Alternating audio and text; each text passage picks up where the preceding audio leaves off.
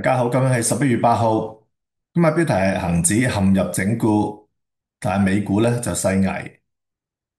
提提大家咧，江恩六角形測試法呢一個課程咧嘅早鳥優惠將會喺11月10號，即係下個禮拜一咧就會結束噶啦，咁所以快啲好報名啦。咁呢個課程咧將會喺11月17號開課嘅，咁啊由江恩理論大師黃伯中主講啦，一共有4堂嘅，咁大家可以停一停睇一睇下課程嘅內容。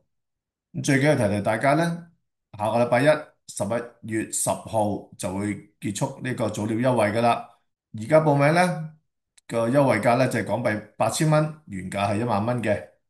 如果係舊生嘅話咧，更加可以咧以7000蚊咧係呢個超低價報名啦。唔好遲疑啦，咁即刻俾個電郵我啦，榮輝217@gmail.com，提供翻個人嘅全名同埋可以 WhatsApp 嘅電話號碼俾我，咁我就會用9124字頭嘅電話咧 WhatsApp 回覆翻你。如果係我路線圖嘅訂戶或者呢個課程嘅舊生咧，就可以直接聯絡我，就報名就得噶啦。唔快啲去報名啦。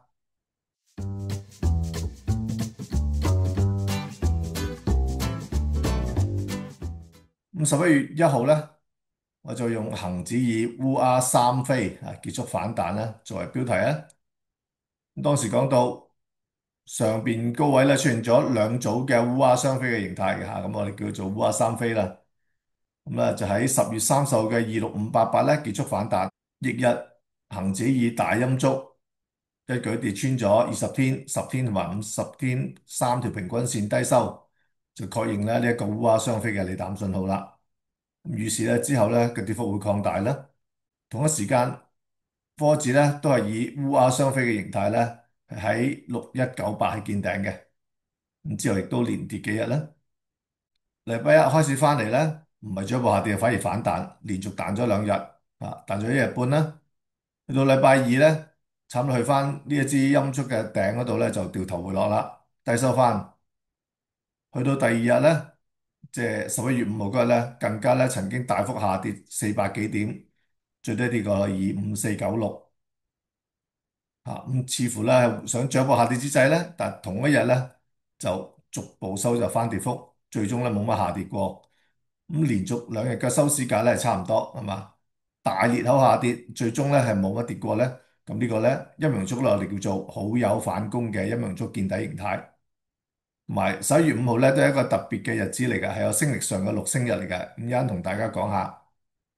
咁喺同一日，雖然恒指係冇破到之前10月17號個底，但係科指係破咗嘅，先破底，同埋曾經跌穿咗100天平均線，但係最終咧係收喺樓上，翌日亦都顯著做好啦。不過科指相對係弱啦，連20天線咧都冇挑戰得到，而恒指咧差唔多翻去前頂啦，即係10月30嗰個頂26588。咁頭先講過啦，11月5號咧係一個特別星座日期，就叫超級月亮。唔知大家有冇11月5號嗰日咧，夜晚有冇出去街度睇下啦？天上嘅月亮係特別圓嘅嚇。咁呢日咧，我喺西環嗰度咧影咗2棟樓之間嘅一個月亮嚇，好零舍大嘅嚇，比起平時嘅月亮，即係平時嘅滿月咧，係大十幾個 percent 嘅。咁對於個市況嚟講，咁超級月亮日有咩特別咧？其實佢都係一個六星日嚟嘅。咁喺市況未發生之前咧，呢啲嘅轉向日咧，就可以為我哋提供兩條可行嘅路線。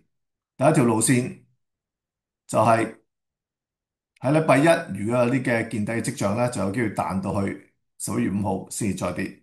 調翻轉，如果冇見底跡象咧，再一路跌咧，如果跌到落去11月5號有先跌後回穩嘅跡象咧，就有機會跟住路線2啦。咁大家好明顯知道啦，由26588開始嘅跌勢，就係去到11月5號先跌後回穩嚇。初段可能你唔知啦，去到中後段啦，你見到一路回穩咧，就似乎咧呢個超級月亮咧就有機會咧產生個轉向作用啦。最終收市嘅時候收個好咗反攻啦，咁啊更加明顯啦。咁所以咧，訂我份報告咧，恒指路線圖咧入邊咧嘅升力咧，其實6星日咧就係俾我哋一啲嘅預期啊。未來呢啲日子如果個市況係咁走嘅時候啊，可能會跟呢一條路線，但係如果唔係咧，就可能跟另一條啦。咁都係俾大家可以參考下。咁所以大家如果有興趣參考我嘅升力咧，有今個月同埋下個月嘅升力咧，就訂呢一份恒指路線圖啦。第二個價錢喺呢度啦，方法咧同頭先報名一樣嘅啫，都係俾個電郵我啦。咁講翻日線圖嗰個形勢啦，恒指跌到落去25496，即係 Super Moon 嗰日啦，跌到呢日就企穩啦，收翻個好友反攻啦。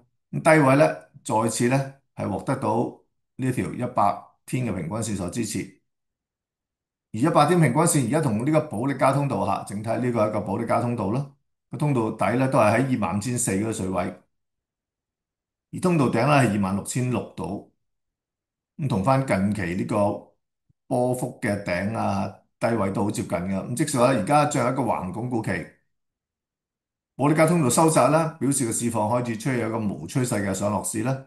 最終係要由突破翻通道波幅咧，來話俾我哋聽，究竟個趨勢係向上突破啊，抑或係向下突破啦？如果未爆到上下線同埋限線之前咧，我哋都係假設喺度橫整固啦。咁我哋等佢突破啦。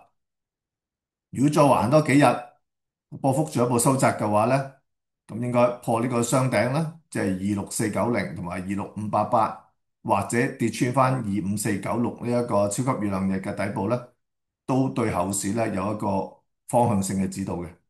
即係向上突破有機會爆升啦，調翻轉向下突破咧就有機會擺一個單邊嘅跌市啦。咁所以大家等突破出現啦。咁我哋標題係恒指陷入整固啊嘛，但係美股咧就細危。咁有幾細危咧？咁我可以睇下納斯達克指數嘅走勢，係截至到11月6號星期四收市嘅。咁高位一個橫鞏固區啦，咁之前咧一個上升裂口，然後橫整固，形成咗我哋叫孤島。當呢度呢一日以裂口遠離呢個孤島低收之後咧，亦都失守埋10天平均線啦。咁呢個整體呢個形勢咧就我哋叫做島形轉向啦 （Island Reversal） 啦。咁係一個轉向嘅信號，即係可能個升勢可能已經喺呢度逆轉咗啦。24020。咁其後曾經出現反彈啦，除咗補唔到個裂口之外咧，亦都係受制於10天平均線嘅後抽阻力。去到禮拜四咧，更加之陰燭咧，失守埋20天平均線，而 MACD 咧都出現咗個沽嘅信號。咁整體嘅形勢咧，似乎係有見頂回落嘅跡象啦。納指，而大股方面亦都係啦，呢個 NVIDIA 啦，NVDA 喺周線圖上咧，上個禮拜創咗歷史新高212.19之後咧，今個禮拜雖然冇創新高，但係咧係裂口高開嘅。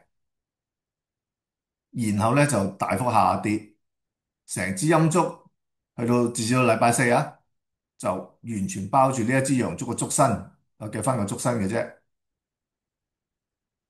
咁咧就構成咗我哋叫穿頭破腳嘅陰陽燭見頂形態。即使禮拜五回穩翻啲啦除非係大幅回升咧，只係回穩翻啲嘅話咧，都應該會係烏雲蓋頂。咁呢兩個咧都係一個陰陽燭嘅見頂形態嚟嘅。咁加上咧14星期嘅 RSI 出現我哋叫明顯嘅雙頂背馳啦，呢度一浪高一浪，但係咧 RSI 係冇創新高，咁就呈現出我哋叫頂背馳啦。有頂背馳，再加埋呢一個陰陽燭嘅見頂形態見頂信號咧都幾強烈嘅，尤其是呢一個周線圖嘅形勢，日線圖亦都係啦，破翻呢個前頂。即係表示咧，由低位上嚟啦，已經唔可以1、2、3、4、5咁上啦，因為已經重疊咗呢個頂。咁詳細啲嚟講咧，NVIDIA 由今年4個低位86蚊升到上去212蚊咧，我哋就數到1、2、3、4、5浪，其中嘅3浪明顯最長啦。而家2浪係簡單，4浪係複雜嘅，而一個3、3、5我哋叫不規則形係去整固啦。由於3浪係最長啦，比起1浪係一個延伸浪啦。咁好多時咧，5浪咧會傾向同1浪嘅長度差唔多。我哋用5浪對1浪去計算咧，記得目標205.24，同實際嘅頂部咧即係相差6、7蚊嘅啫。咁其後亦都見到咧， Nvidia 股票咧係持續下挫。禮拜四嘅時候咧失守10天同埋20天平均線低收。由於循環周期嚇，呢個平均56日嘅循環周期係處於尾段，而股價亦都失守啲支持，即係一個轉弱嘅信號咧。咁所以好有可能咧已經進入咗呢一個下跌嘅周期。即使呢個56日循環入邊嘅最高位應該就係呢個啦，之後咧會傾向反覆下跌，直至到周期見底為止。周期咧預期咧會喺12月初見底嘅。咁即使咧差唔多有成個月嘅下跌時間。咁所以 Nvidia 可能會有唔少嘅下跌時間同空間嘅。咁標誌住咧大市咧都可能會進一步下跌啦。咁所以美股咧係較為危啲啦，就唔好咁快咧就話見底，趁低吸納啦。咁今日講起咁多，咁啊再提大家啦，記得咧要報名課程咧就而家好報啦，最遲咧都要喺下個禮拜一11月10號報啦。如果唔係咧之後咧就要俾原價噶啦。好啦，咁下個禮拜再同大家分享其他市況啦，拜拜。